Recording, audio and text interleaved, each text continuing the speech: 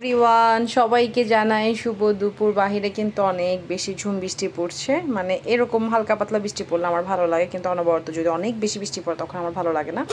আজকে দুপুরের আয়োজনে চলেন আমি কি করলাম আপনাদের সাথে শেয়ার করি।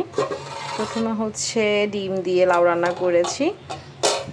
এটা কিন্তু আমাদের গাছের লাউ, মানে আমার বাবার বাড়িতে গাছে লাউ হয়েছে, ওইটা পাঠিয়েছে। আমি এমনিতে নর্মালি লাউ খাই না, কিন্তু এই গাছের লাউগুলা খেতে অনেক বেশি মজা, একদম মিষ্টি মিষ্টি হয় তরকারি। তারপর এখানে হচ্ছে বেশি করে ইচা শুটকি দিয়ে বরবটি ভাজি করেছি।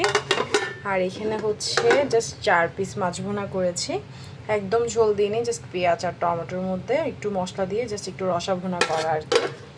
তারপর এখানে হচ্ছে সাদা ভাত, যেটা তো মানে দুপুরে লাগবেই। আজকে অবশ্য বাইরে বৃষ্টি পড়ছে, আজকে চেয়েছিলাম মানে খিচুড়ি রান্না করার জন্য।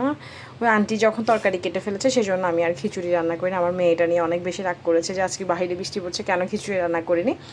থাক, আগামীকালকে রান্না করব। আপনারা আজকে দুপুরের আয়োজনে কী করলেন, বৃষ্টির মধ্যে কে খিচুড়ি রান্না করলেন বা কী রান্না করলেন অবশ্যই কমেন্টে জানাবেন।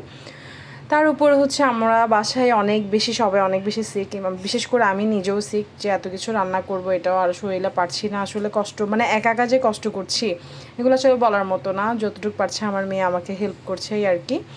আজকের ভিডিওটা আপনাদের কেমন লেগেছে অবশ্যই কমেন্টে জানাবেন, আর যদি ভালো লেগে থাকে লাইক কমেন্ট শেয়ার দিয়ে পাশে থাকবেন। সবাই ভালো থাকবেন, সুস্থ থাকবেন। আল্লাহ হাফিজ।